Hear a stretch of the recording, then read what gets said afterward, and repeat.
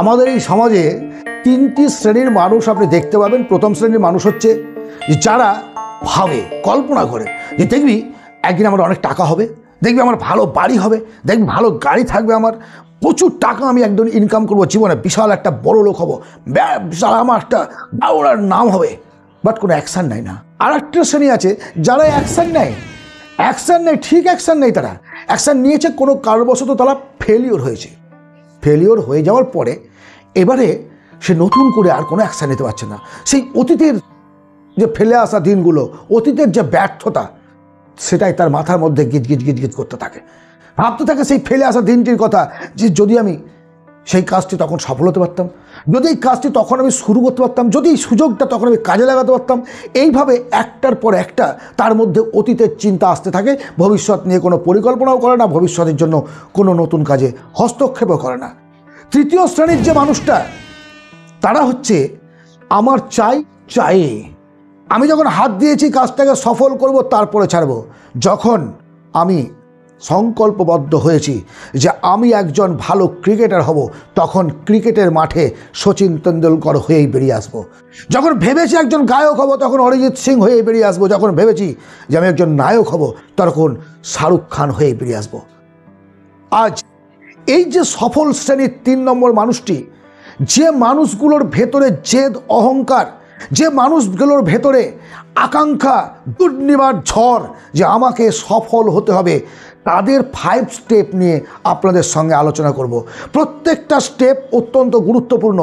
এই 5 স্টেপ মাত্র 5% লোক পৃথিবীর বুকে মেনে চলে, আর এই 5% লোক সফল হয়।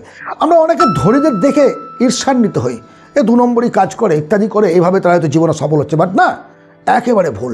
যারা সফল হয়, যারা জীবনে অর্থ ইনকাম করে, যারা জীবনে বিভিন্ন ক্ষেত্রে সফল হয়, তারা কিন্তু কেউ সবাই যে চিটিংবাজি করে, 2 নম্বরই করে, এরা ভাববেন না।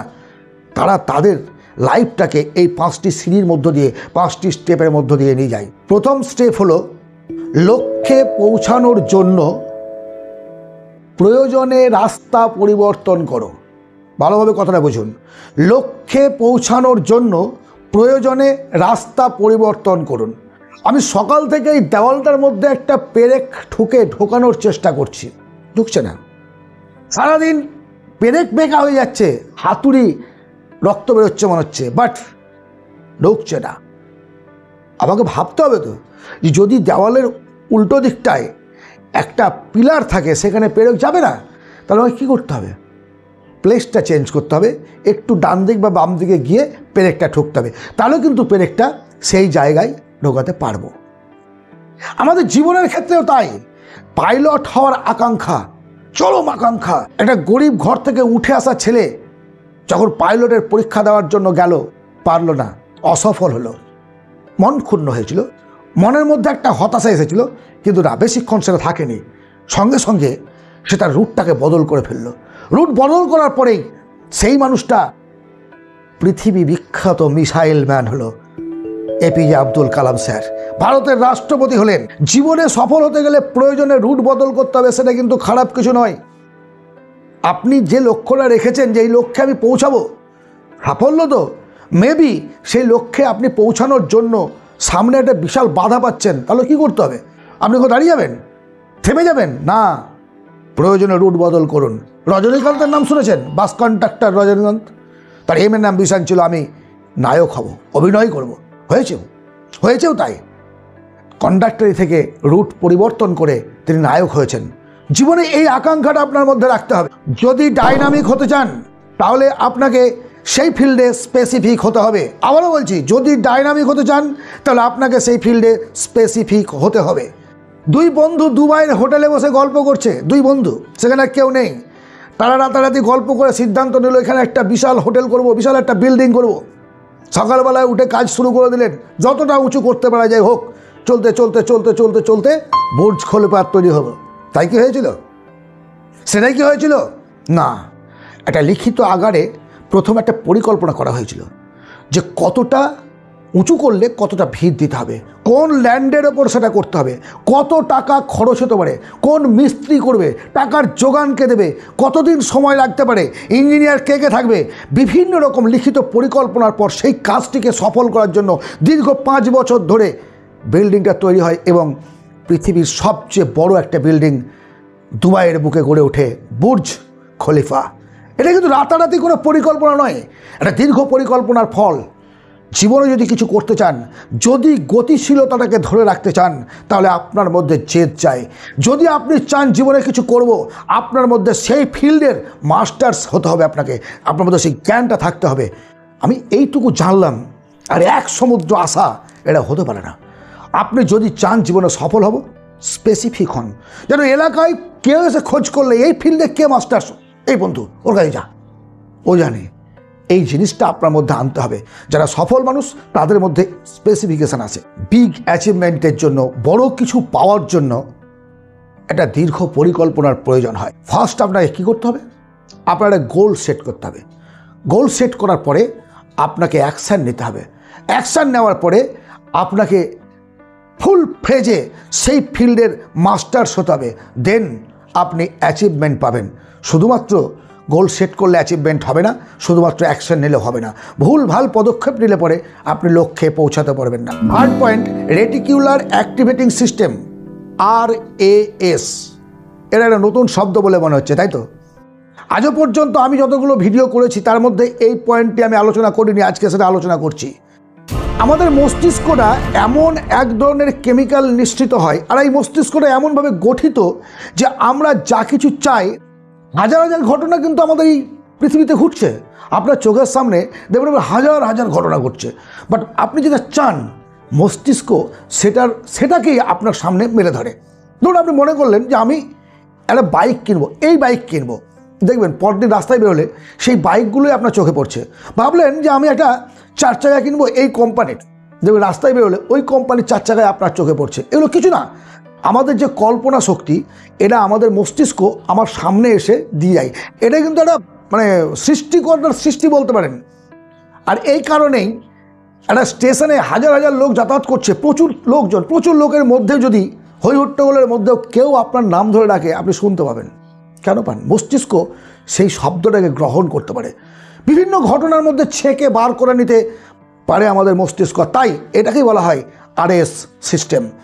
মাত্র 32 বছর বয়সে ব্রুসলি তার জীবনে সব কিছু পেয়েছিলেন, সব কিছু, অর্থ, সম্মান, সার্টিফিকেট, অ্যাচিভমেন্ট, চারি পৃথিবীতে যার নাম ছড়িয়ে পড়েছিল ব্রুসলি মাত্র 32 বছর বয়সে। কিসের জন্য? এই RAS স্ট্রংয়ের জন্য। স্বামী বিবেকানন্দের ভেতরে এই RAS এর একটা তরঙ্গ বয়ে গেছিল বলেই আমেরিকার শিকাগো শহরে প্রথম ধর্ম মহাসভায় বাঙালিদের হয়ে বক্তব্য রেখেছিলেন। এবার কল্পনা করুন এতটা পাওয়ার।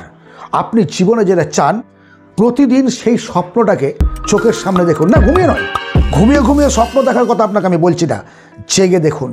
স্বপ্নটাকে জেগে দেখুন, আর সেটাকে বাস্তবতা রূপ দেওয়ার জন্য এগিয়ে পড়ুন, ঝাঁপিয়ে পড়ুন, কর্মযজ্ঞে ঝাঁপ দিন। আপনার সব সময় চোখের মধ্যে যেন প্রতিদিন প্রতি মুহূর্তে আপনার ড্রিম, আপনার গোল, আপনার সমস্ত থাকে।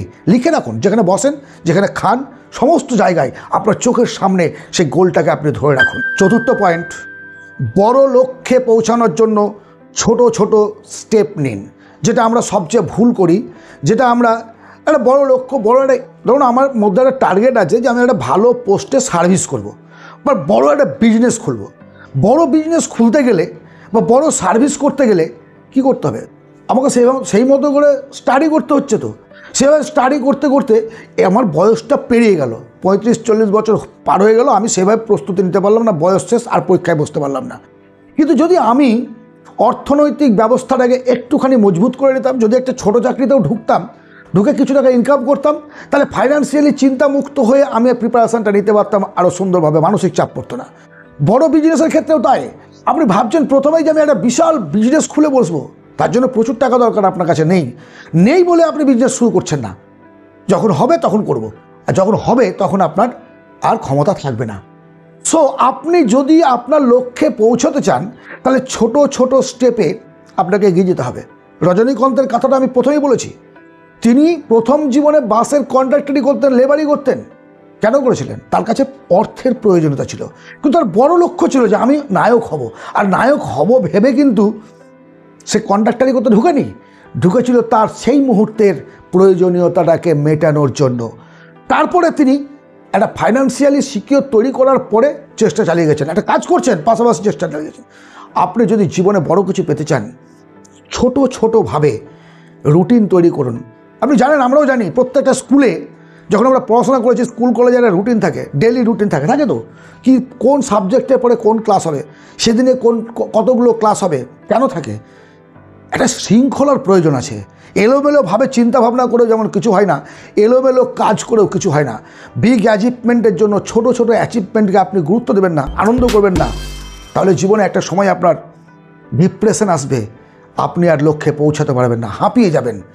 কিন্তু যখন আপনি 1+1 2, 2+2 4, 2+3 5 এইভাবে স্টেপ বাই স্টেপ যাবেন, তখন দেখবেন একটা সময়ে আপনার মোবাইলে যতগুলো সংখ্যা আছে তার থেকেও মানের টাকা অনেক বেড়ে গেছে। ইয়েস, এটাই বাস্তবতা। আর এটাই পৃথিবীর 5% সফল লোকেরা মেনে চলে। তাদের জীবনগুলো দেখুন, অতীতে কাজ কী থেকে শুরু করেছিল আর কোথায় এসে তারা দাঁড়িয়েছে। কেউ কিন্তু বিশাল অঙ্কের অ্যামাউন্ট নিয়ে বিশাল এক কারখানা করে বসেনি, ছোটো ছোটো স্টেপ নিয়ে, ছোটো ছোটো অ্যাচিভমেন্ট নিয়ে জীবনে বিগ অ্যাচিভমেন্ট তারা পেয়েছেন। লাস্ট পয়েন্ট, 5 নম্বর পয়েন্ট, আপনি আপনার উপযুক্ত গোল সেট করুন। কীরকম কথা হলো, এখন দুজন মানুষকে যদি আমরা কম্পেয়ার করি, সচিন তেন্ডুলকর বা মহেন্দ্র সিং ধোনি এবং তার বিপক্ষে অরিজিৎ সিং, যে কোন মানুষটা সবচেয়ে বেশি সফল, আপনি কি উত্তর দেবেন? এখানে কোনো কম্পেয়ার চলে না, কারণ একজন ক্রিকেটার, একজন গায়ক, তাদের দুজনের কর্মজগৎ আলাদা, দুজনের কখনো কম্পিটিশান চলে না, দুজনের সাফল্য আলাদা আলাদা।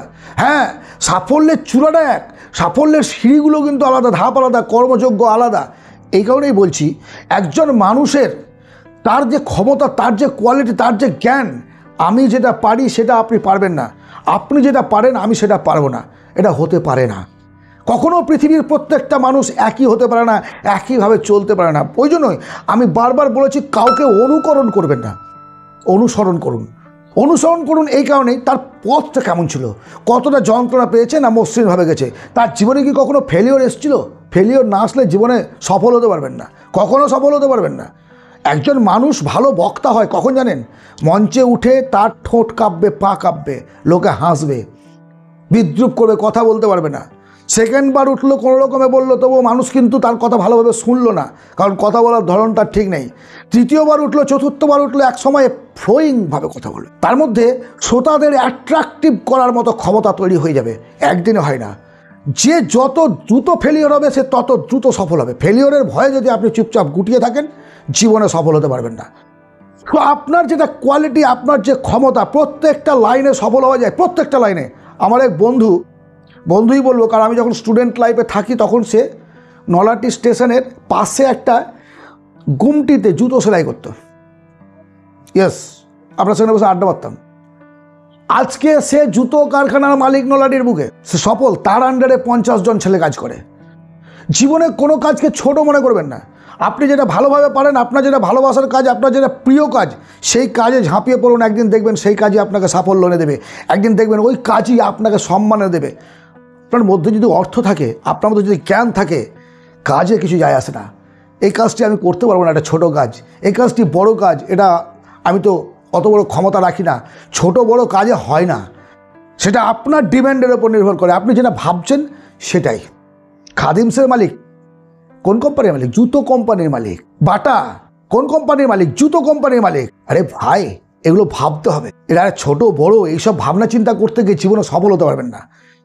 আজকের আলোচিত এই 5টি পয়েন্টের মধ্যে কোনটা মনে হলো যেটা প্রয়োগ করলে আপনি জীবনে সফল হতে পারবেন, আমাকে একটু কমেন্টে জানাবেন। আরও কোনো পয়েন্ট অ্যাড করার থাকলে জানাবেন। যদি ভালো লাগে একটা লাইক, সাবস্ক্রাইব করবেন। আনন্দে থাকবেন, ভালো থাকবেন। পরবর্তী ভিডিওতে আবার কথা হবে।